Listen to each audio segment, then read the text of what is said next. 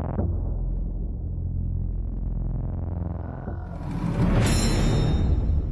la fin, plus rien d'autre me donnait du plaisir. Pas les trucs normaux.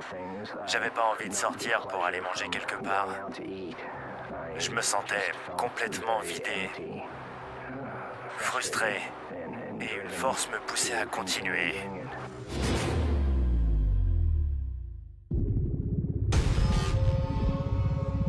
C'est un tueur en série en quête de proie et hors de contrôle.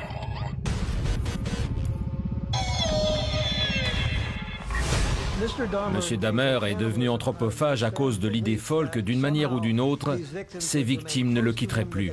Il pensait qu'elles continueraient à vivre à travers lui, parce qu'il avait ingéré des parties de leur corps. Il a tué 17 personnes, dont 2 adolescents de 14 ans.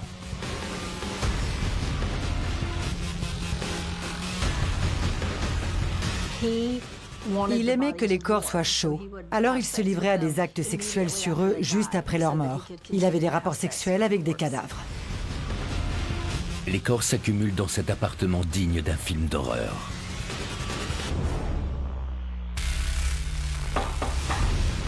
C'est pourquoi?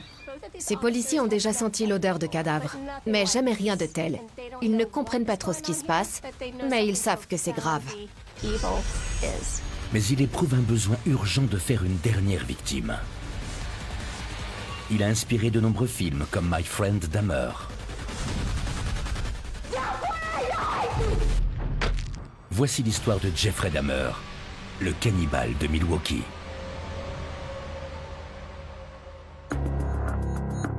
Tout a commencé en 1991, avec une première victime, Stephen Hicks. Pourquoi? Parce qu'il se sentait seul. Ensuite, il y a eu Stephen Tuomi, parce qu'il était ivre. Mais avec le temps, Dahmer a évolué. Il est devenu une redoutable machine à tuer, un prédateur insaisissable qui a fait des bars gays de Milwaukee son terrain de chasse. J'aime les gens. J'aime le corps humain. J'aime les gros muscles. Vraiment? Ouais. Jeffrey Dahmer fait toujours en sorte d'apparaître comme quelqu'un d'inoffensif. Il est toujours maître de lui et très poli. Il est intelligent. Il est aussi réservé et presque effacé. Mais derrière cette façade, c'est un monstre qui se cache. Il a maintenant perfectionné sa technique. Il flatte sa proie, l'attire chez lui avec de l'argent et lui offre un verre qui contient des somnifères. Une fois sa victime endormie, il ne lui reste qu'à l'étrangler. Dahmer se livre ensuite à des actes sexuels sur le corps sans vie, puis le découpe tout en prenant des photos. Dans son esprit dérangé, ces meurtres ont un but précis. Il conserve les crânes pour les ajouter à sa collection, en attendant de créer un hôtel dédié à sa propre personne. Il transforme des êtres humains en simples accessoires pour satisfaire ses désirs pervers. Dahmer est constamment à la recherche d'autre chose. Pour lui, tuer des personnes ne suffit pas. Il ne veut pas se contenter de démembrer les cadavres et de les photographier. Il veut avoir encore plus de pouvoir. Le psychopathe s'adonne à une pratique monstrueuse. Il mange de la chair humaine. Il la prépare avec du sel, du poivre, de la sauce, et il la trouve délicieuse. Pour lui, c'est comme du filet mignon. Jeffrey Dahmer a été surnommé le cannibale de Milwaukee parce qu'il a mangé certaines parties du corps de ses victimes. Il voulait conserver des parties de leur corps parce qu'il se sentait lié à ces hommes. Mais ça ne s'est pas toujours passé comme prévu. Dahmer a tenté de transformer le jeune Connerak Sintasomphone en zombie, en injectant de l'acide dans son cerveau. Il est ensuite sorti pour aller boire une bière et a trouvé Connerak qui déambulait dans la rue. Des témoins horrifiés ont appelé la police. Milwaukee Emergency Operator 71. Okay, hi, I'm on 25th and State, and this is young man. He is beaten up, he is very bruised up. He can't stand, he's study fall out, he is really hurt. Aussi incroyable que cela puisse paraître, Dahmer réussit à convaincre les policiers que tout va bien. Malgré plusieurs signaux d'alerte, comme le cadavre de Tony Hughes dissimulé dans son appartement. Il a passé la tête dans la chambre. Il est parti, rien à signaler.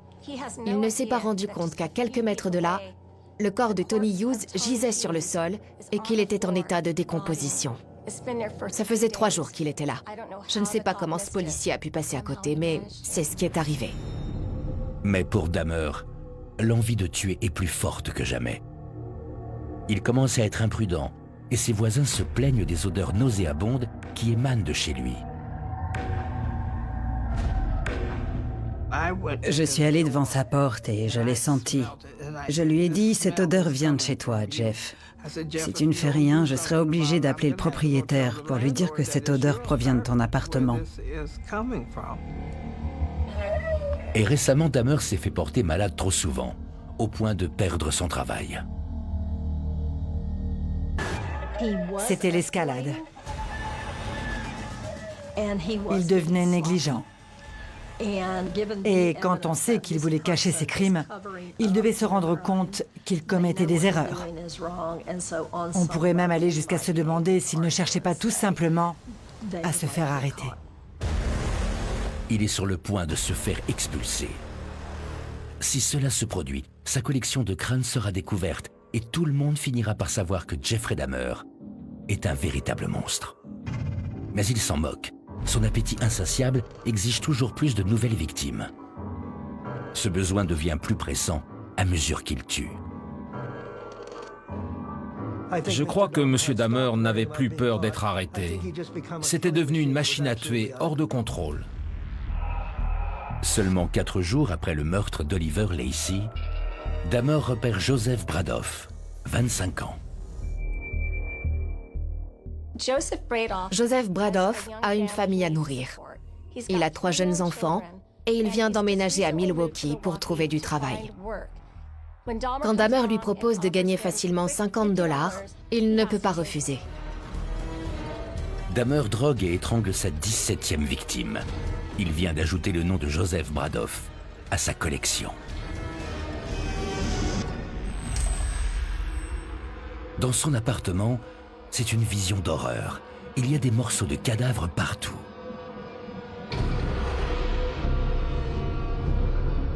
Il n'a plus le temps de se débarrasser des corps.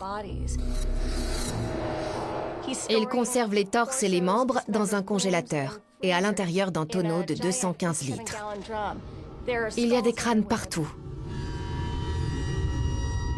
Pour n'importe qui, ce serait insoutenable, mais pour Dahmer, c'est juste du travail en retard. Au bout d'un moment, il doit sûrement se convaincre de ne pas voir l'enfer dans lequel il vit désormais. Quand il se douche, il partage la baignoire avec 2 corps démembrés. Mais il n'y fait même plus attention. À ce stade, le compte à rebours avait commencé pour lui, et tout allait bientôt prendre fin. À Milwaukee, dans le Wisconsin, Dahmer se met en chasse et approche des victimes potentielles. Il leur propose de les photographier contre de l'argent, mais toutes refusent. Il enrage, jusqu'à ce qu'il repère Tracy Edwards, 32 ans.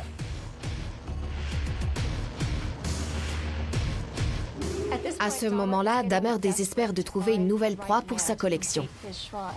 Mais plus il est impatient et agité, plus ses victimes potentielles se montrent méfiantes. Elles refusent toutes ses propositions. Durant cette période, il approche presque tous les hommes qu'il voit. L'un d'eux s'appelle Tracy Edwards. Il vient d'arriver à Milwaukee. Il n'est peut-être pas informé de ce qui se passe dans cette ville et de la disparition de tous ces hommes.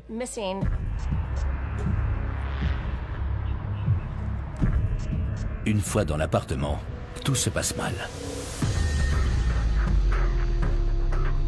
Pour commencer, son invité remarque une odeur étrange. Dahmer propose à Tracy un rhum coca. Non, merci, ça va. Mais Tracy n'a pas l'habitude de boire. Avec Tracy Edwards, il ne prend plus de précautions. Pour lui, c'est certainement la dernière fois qu'il fait ça. Il ne se donne même pas la peine de le droguer. Pendant que Tracy regarde ailleurs, il essaie de le menotter. Mais il ne réussit à lui entraver qu'un seul poignet. Ça veut dire quoi? Tracy Edwards comprend qu'il est en danger.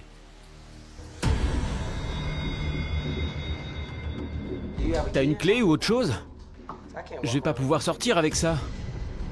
Ouais, j'ai une clé dans ma chambre.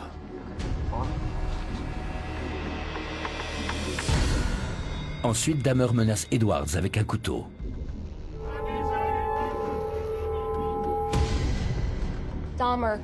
Dahmer grimpe sur Tracy en tenant un couteau et lui dit « Je veux manger ton cœur. » Edwards est terrifié, comme le serait n'importe qui.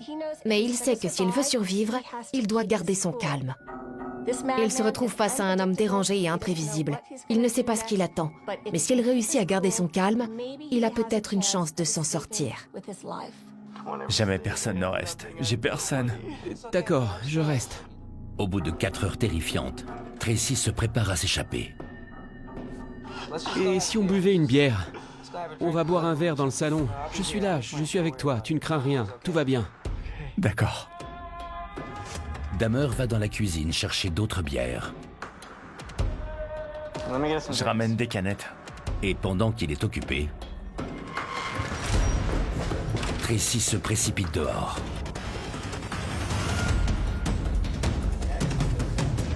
Deux policiers sont en patrouille dans ce quartier très malfamé de Milwaukee. Monsieur, monsieur!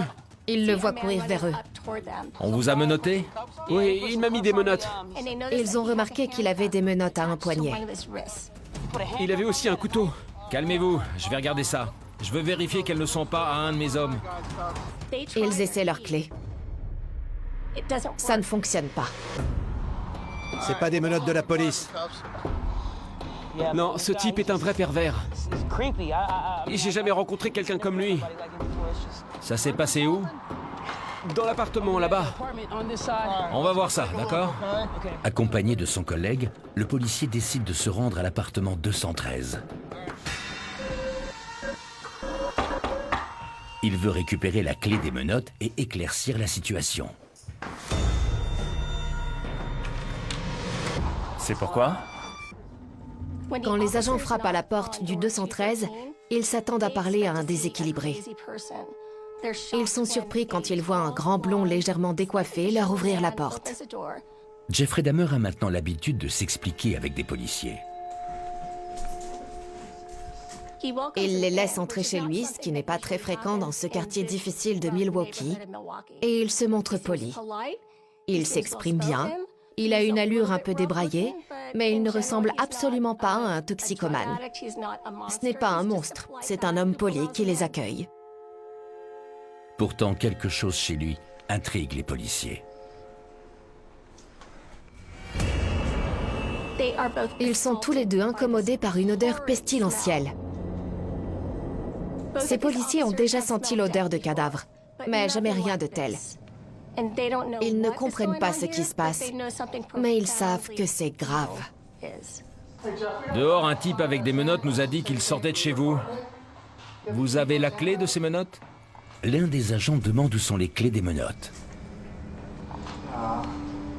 Dans la chambre. Dahmer lui indique la chambre et essaie de le suivre à l'intérieur. Non, attendez. Restez ici, monsieur. L'autre policier le retient. Va voir dans la chambre. D'accord, sergent. L'autre policier entre dans la chambre pour chercher la clé. À l'intérieur, il aperçoit une série de photos. Il les prend et commence à les regarder. Il pense que ce sont des photos intimes de deux amants. Mais plus il les regarde, plus il est choqué par ce qu'il voit. Ce sont des photos de décapitation, de démembrement et de corps complètement éviscérés. Il pense qu'il s'agit peut-être d'un film d'horreur et qu'ils ont pris des photos de ce film. Et quand il relève la tête et qu'il se rend compte que les meubles de cette pièce sont les mêmes que ceux qui apparaissent sur ces photos, son sang se glace immédiatement. Il comprend que la situation est très sérieuse. Il appelle son collègue et lui dit que cet homme est dérangé. Pendant ce temps-là, son collègue cherche l'origine de l'odeur insoutenable.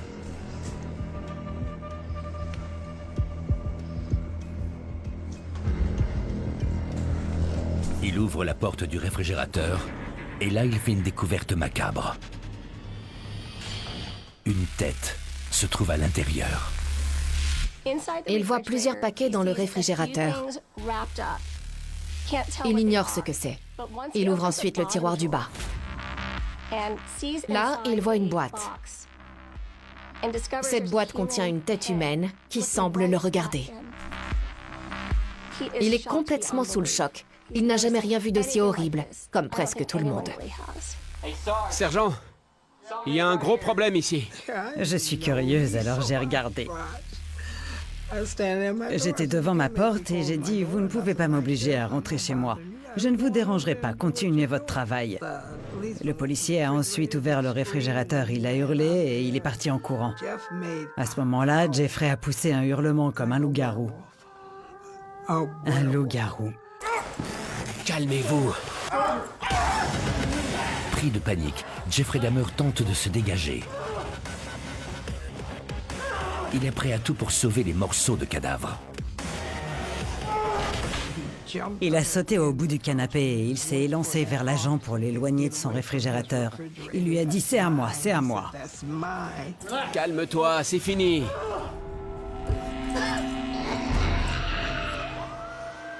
Quand les techniciens de scène de crime arrivent dans l'appartement, ils sont effarés. Ils découvrent un tonneau de 215 litres contenant 3 torses. Un réfrigérateur et un congélateur contenant des têtes, des cœurs et des torses. Ainsi que 2 squelettes et 7 crânes éparpillés un peu partout.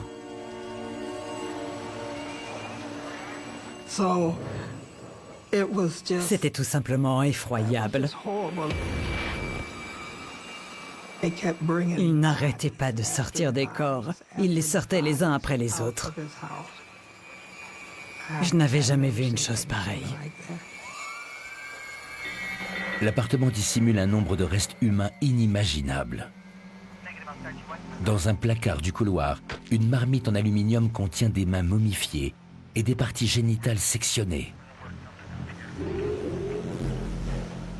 Un classeur à tiroirs renferme un squelette humain complet, des crânes peints, un scalp et d'autres parties génitales momifiées. La nouvelle de ces découvertes macabres se répand rapidement dans le quartier puis dans la ville.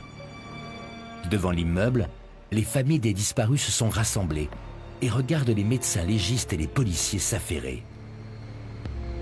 Mais ils ne sortent pas des corps sur des civières, ils évacuent des congélateurs, des tonneaux en plastique et même des boîtes en carton. Au poste de police, les inspecteurs Kennedy et Murphy interrogent Jeffrey Dahmer. Ils le soupçonnent d'avoir tué au moins 11 personnes. Mais l'homme auquel ils font face va les surprendre. Répétez-moi ça, vous avez tué le premier jeune homme en 1978 ? Il a totalement coopéré avec les enquêteurs. Il a décidé de parler sans la présence d'un avocat et il a reconnu tout ce qu'il avait fait. Il a même fourni plus d'informations que ce que la police pouvait espérer. À l'époque où je l'ai vu, je suis certain qu'il ne voulait rien cacher. Je pense qu'il était lui-même incapable d'expliquer pourquoi il avait fait de telles choses. Vous avez réussi à maîtriser ce jeune homme, Steve Hicks ? Au cours des 2 semaines suivantes, les enquêteurs passent plus de 60 heures à enregistrer les aveux de Dahmer. Il reconnaît avoir tué 17 personnes, une dans l'Ohio et 16 dans le Wisconsin. Il explique même de quelle manière il s'y prenait et son mobile. Il voulait simplement avoir un homme séduisant à ses côtés. Je crois qu'il était soulagé que ce soit terminé. Pendant des années, il avait été en conflit avec lui-même. Il n'a jamais été fier de tuer. C'était un homme qui souffrait, il était torturé et tiraillé. Je pense que quand tout s'est terminé, quand cet homme a réussi à s'échapper, il a attendu l'arrivée de la police. À ce moment-là, il a dû ressentir un énorme soulagement. C'était fini. Désormais, plus rien ne le pousserait à tuer. Oui, j'ai des remords. Mais je pourrais pas vous dire s'ils sont aussi profonds qu'ils devraient l'être. J'ai jamais su pourquoi j'en éprouvais pas plus. On est resté chez moi et on a bu des verres. Il tenait vraiment à aller à un concert de rock. Dahmer leur propose de les aider à identifier les victimes. Les inspecteurs lui montrent des photos. Pour le tester, ils incluent des photos d'hommes bien vivants. Mais Dahmer ne mord pas à l'hameçon. Je l'ai emmené dans le cellier de ma grand-mère. Il semble sincèrement désireux d'aider les familles endeuillées. J'ai blanchi les os et je les ai conservés. Il donnait vraiment l'impression de vouloir dire toute la vérité. Il assumait ce qu'il avait fait. Ça ne changeait rien pour les victimes, mais il assumait ses responsabilités.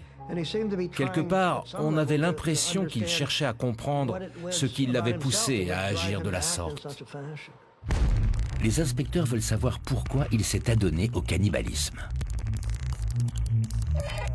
Pour Dahmer, se contenter de regarder des crânes ne suffit pas. Il veut plus. Il veut avoir un lien plus profond avec eux. Le cannibalisme est la solution. Dans certaines cultures à travers le monde, on pensait que le fait de manger un être humain était un moyen d'accroître sa puissance. Monsieur Dahmer est devenu anthropophage à cause de l'idée folle que d'une manière ou d'une autre, ses victimes ne le quitteraient plus. Il pensait qu'elles continueraient à vivre à travers lui parce qu'il avait ingéré des parties de leur corps. C'est le raisonnement d'une personne déséquilibrée. Le but ultime de Dahmer était de créer un hôtel parfait. Cet hôtel aurait été pour lui un moyen de ne plus jamais se sentir seul. Et il lui aurait aussi permis d'avoir un contrôle absolu sur ces hommes. C'est lui qui les avait assassinés, et il aurait été le seul à pouvoir les contempler. Chaque crâne était un individu dont il se souvenait. À chaque fois qu'il regardait un crâne, il se rappelait le soir où il avait rencontré la victime, comment il l'avait tuée et quelles photos il avait prises.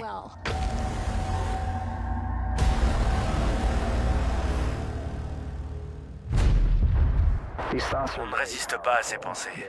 Elles sont très destructrices et elles ne vous quittent pas. On ne se débarrasse pas de ce genre de pensées en secouant simplement la tête. Elles ne vous quittent pas. La nouvelle est rendue publique. La police a arrêté un tueur en série. On le surnomme le cannibale de Milwaukee. Du jour au lendemain, cette histoire fait le tour du monde.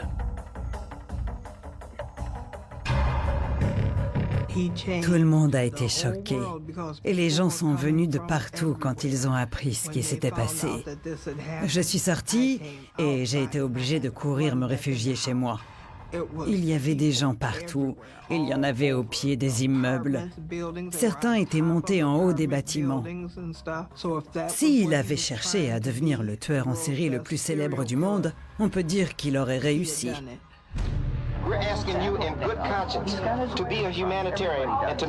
Mais la population est consternée quand des appels dans lesquels des témoins signalent un garçon dénudé et blessé dans la rue sont diffusés dans les médias. And this is young man, he has been beaten up, he is very bruised up. He can't stand, he study fall out, he has no clothes on, he was really hurt. Et si les appels à la police sont choquants, les réponses du dispatcher le sont encore plus. Intoxicated Asian naked male was returned to his sober boyfriend, and we're gonna, my partner's gonna get deloused at the station. Why didn't they switch that same computer and put Dom in the crazy house? Alors que des foules en colère se rassemblent, certains leaders des droits civiques appellent au calme. We asked Attorney General Thornburg to assume some burden of responsibility for justice to put its eyes directly on the situation and to monitor what is happening in Milwaukee and see what role it might play in protecting the civil rights of people who have lost their lives. 6 mois plus tard, Jeffrey Dahmer fait son entrée dans un tribunal du Wisconsin, après avoir déjà reconnu tous ses crimes. La cour doit déterminer s'il est sain d'esprit. Après les actes effroyables qu'il a commis, peut-on considérer qu'il n'est pas fou?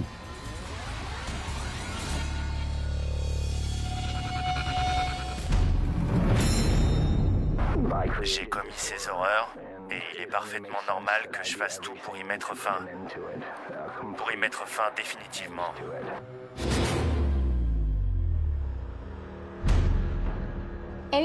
Quand une personne démembre des corps, les mange et conserve les crânes sur une table pour son seul plaisir, on ne peut pas la considérer comme saine d'esprit. Mais quand il faut déterminer l'irresponsabilité sur le plan pénal, c'est très compliqué. Les familles des victimes ne veulent pas que Dahmer soit interné dans un hôpital, d'où il pourra théoriquement sortir. Elles veulent qu'il soit incarcéré à vie. Tout repose donc sur la capacité de la défense à démontrer qu'il est irresponsable. L'ensemble du procès est filmé et diffusé sur les chaînes du câble. Tous les regards sont braqués sur Jeffrey Dahmer. Pendant tout son procès, Jeffrey Dahmer s'est montré très calme, très passif. On aurait presque pu le prendre pour un simple observateur plutôt que comme l'accusé. Durant ses audiences, c'était sa vie qui était en jeu. Et une des choses qu'il a choisi de faire a été de ne pas porter ses lunettes. Pas par coquetterie, mais parce qu'il ne supportait pas de voir ses familles le regarder et le dévisager. Il ne voulait pas voir ses témoins qui éprouvaient de la répulsion pour lui. Lors d'un procès pour déterminer si un accusé est sain d'esprit, la Cour doit établir s'il fait la différence entre le bien et le mal, et s'il est capable d'adapter son comportement à la loi. L'individu est-il capable d'apprécier le caractère répréhensible ou la nature criminelle de ses actes? C'est ce qu'on désigne parfois sous le nom de règle de McNaughton. Mais un autre volet a été pris en compte dans le Wisconsin, celui du libre arbitre.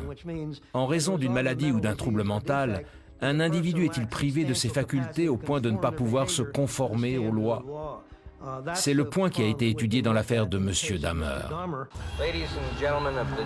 L'avocat de la défense, Gerald Boyle, soutient que Dahmer est un homme malade et esseulé, et non pas un monstre. Sa solitude et ses pulsions sexuelles l'ont poussé à tuer. Même s'il fait la différence entre le bien et le mal, il n'a pas pu se contrôler. Toute sa défense consiste à démontrer que Dahmer souffre d'un trouble mental qu'on appelle la nécrophilie.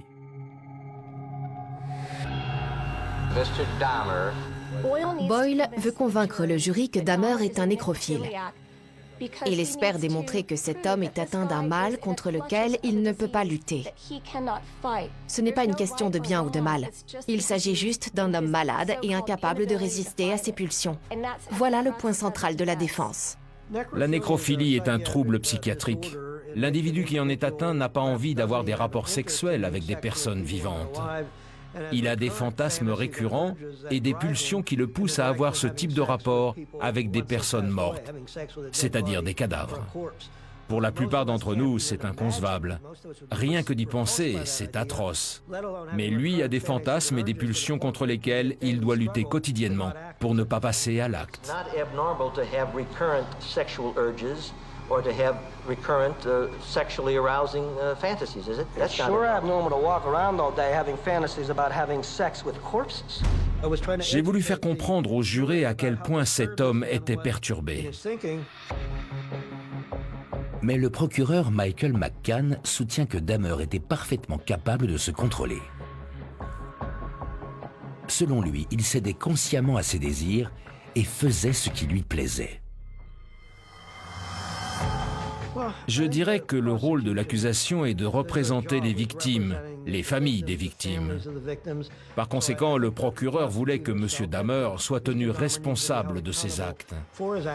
Il n'aurait pas correctement représenté ses familles si l'inculpé avait été déclaré irresponsable pour cause d'aliénation mentale. Il a donc fait ce qu'il estimait être son devoir. Il a soutenu que c'était un homme sain d'esprit et qu'il devait être tenu pour responsable de ses actes. Les premiers à se présenter à la barre sont les inspecteurs et les témoins, comme Tracy Edwards, l'homme qui a réussi à s'échapper.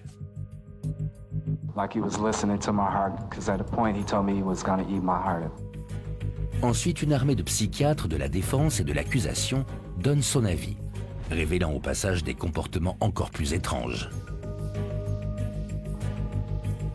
McCann soutient que Dahmer pouvait se contrôler quand il le fallait.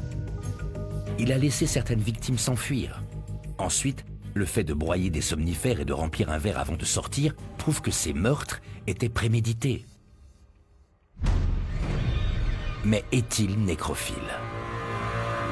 Selon l'accusation, le comportement de Dahmer montre le contraire. Je ne crois pas que Jeffrey Dahmer était un nécrophile. Rien chez lui n'indiquait qu'il voulait avoir des relations sexuelles avec des cadavres. Il aimait que les corps soient chauds. Alors il se livrait à des actes sexuels sur eux juste après leur mort. Il avait des rapports sexuels avec des cadavres. Mais son comportement ne montrait pas qu'il voulait conserver les cadavres pendant de longues périodes. Il s'en débarrassait. Après l'accusation, c'est à la défense de présenter ses arguments. Elle déclare qu'à l'époque des meurtres, les facultés mentales de Dahmer étaient très altérées. Le docteur Judith Baker figure parmi les experts qui témoignent, et elle estime que l'idée de l'hôtel est bien la preuve d'une aliénation mentale. Dahmer le lui a décrit en détail, et il a même dessiné ce croquis. Il lui a dit que s'il avait été interpellé 6 mois plus tard, c'est ce qu'ils auraient découvert.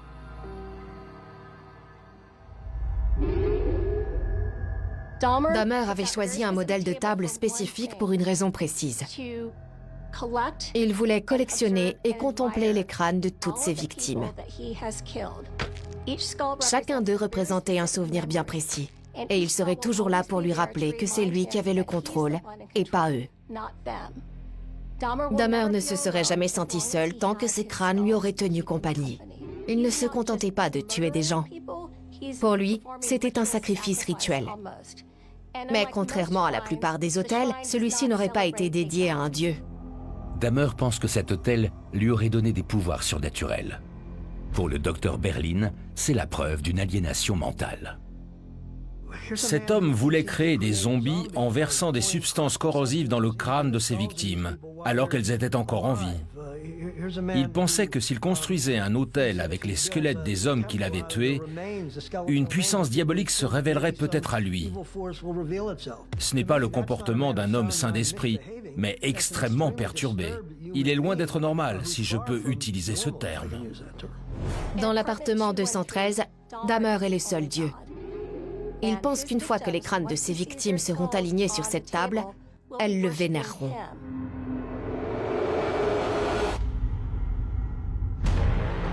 15 jours plus tard, le jour de la Saint-Valentin 1992, les 2 avocats présentent leurs conclusions.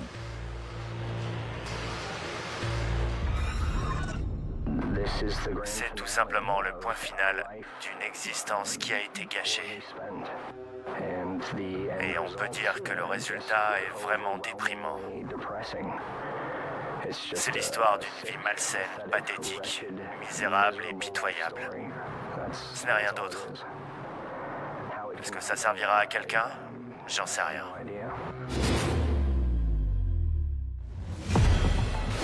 Deux semaines plus tard à Milwaukee, le jury annonce son verdict. Les délibérations n'ont duré que 5 heures. State of Wisconsin versus Jeffrey L. Dahmer, question number 1. Did the defendant Jeffrey L. Dahmer have a mental disease? Answer, no. I feel sorry for his parents. I hope that, they feel the pain that we feel because of what their son did. But now we have to get our lives back together and we have to start living. Avant l'annonce de la condamnation, les familles ont la permission de s'adresser directement à Jeffrey Dahmer. Après des années de peur et de désarroi, puis l'horrible vérité, ils veulent que Jeffrey Dahmer sache à quel point il a détruit leur vie. Again, ma'am, would you first identify yourself, please? My name is Shirley Hughes and I'm... Il y a Shirley Hughes, la mère de Tony, l'homme atteint de surdité et qui considérait Jeffrey comme un ami. I would like to say to Jeffrey Dahmer that he don't know the pain, the hurt, the loss, and the mental state that he had put our family in. I'm mad. This is how you act when you are out of control. Rita Isbell, la sœur aînée d'Errol Lindsay, une victime que Dahmer a tenté de transformer en zombie. Jeffrey, I hate you, mother. I hate you.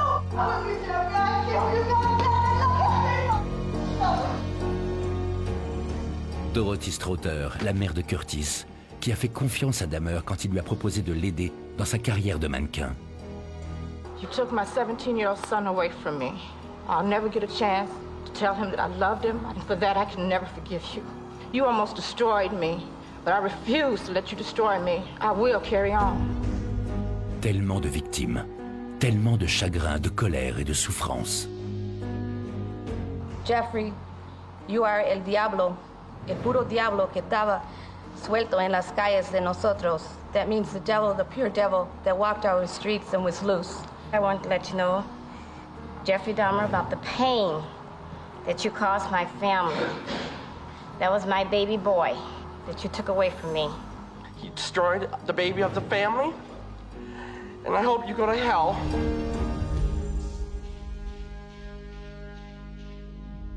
Mr. Dahmer, you do have the right to address the court at this time. You may step to the podium. Dahmer décide de s'adresser à son tour à la cour.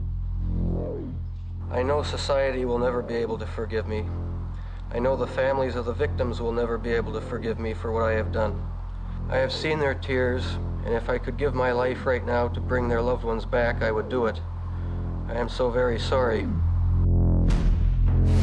It now becomes the duty of the court to impose sentence in this case. Count 1, the court will impose the mandatory life sentence.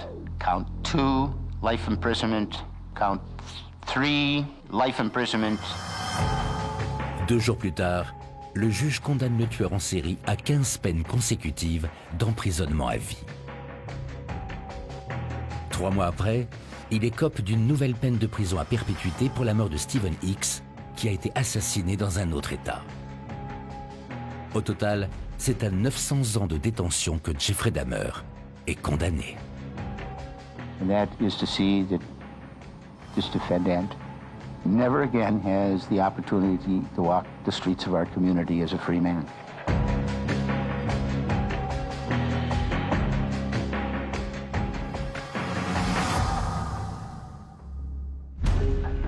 Il est envoyé dans l'établissement pénitentiaire de Columbia à Portage, dans le Wisconsin. Monsieur Dahmer s'est fait baptiser en prison. Je crois qu'il a pensé qu'en se tournant vers Dieu, il pourrait peut-être obtenir le salut de son âme. Je sais que beaucoup en douteront, mais d'après ce que j'ai appris à son sujet, il était vraiment sincère. Pour sa propre sécurité, il est d'abord placé à l'isolement. 1 an plus tard, il est transféré dans une unité moins sécurisée, où il peut travailler. Ce changement attise la haine des autres prisonniers qui pensent qu'il bénéficie d'un traitement de faveur. Là-bas, il était traité comme une superstar. C'était une rockstar. Il était mieux traité que les autres détenus. Tout le monde était furieux. Monsieur Dahmer ne bénéficiait d'aucune protection particulière. Il se mêlait aux autres. Certains estimaient qu'il s'en était bien sorti et qu'il aurait dû être exécuté. 2 ans après sa condamnation, alors qu'il est en plein travail, Jeffrey Dahmer est agressé et frappé à mort par un détenu de 25 ans, Christopher Scarver.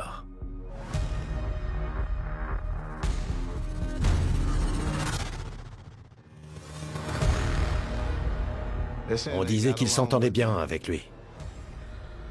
Il nettoyait les toilettes et il a pris un manche à balai. Il a pris le manche et il l'a tué.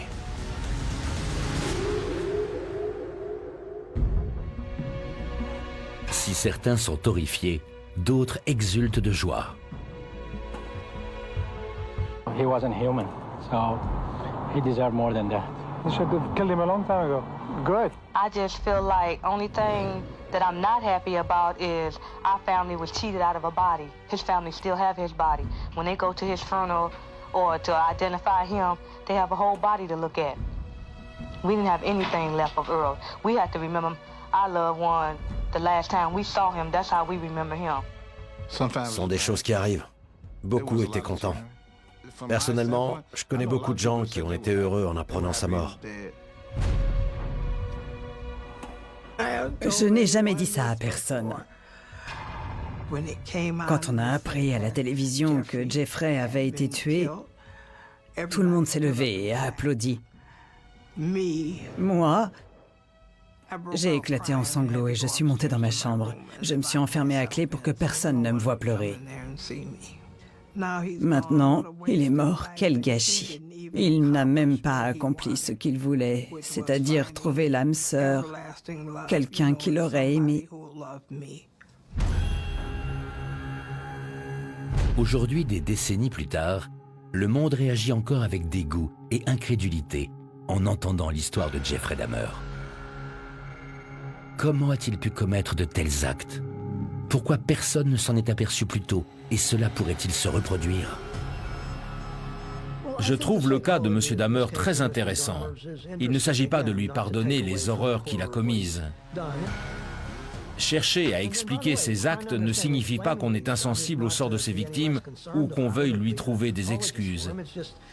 Mais si on arrive à mieux comprendre comment quelqu'un en arrive là, on pourra peut-être éviter que ça se reproduise.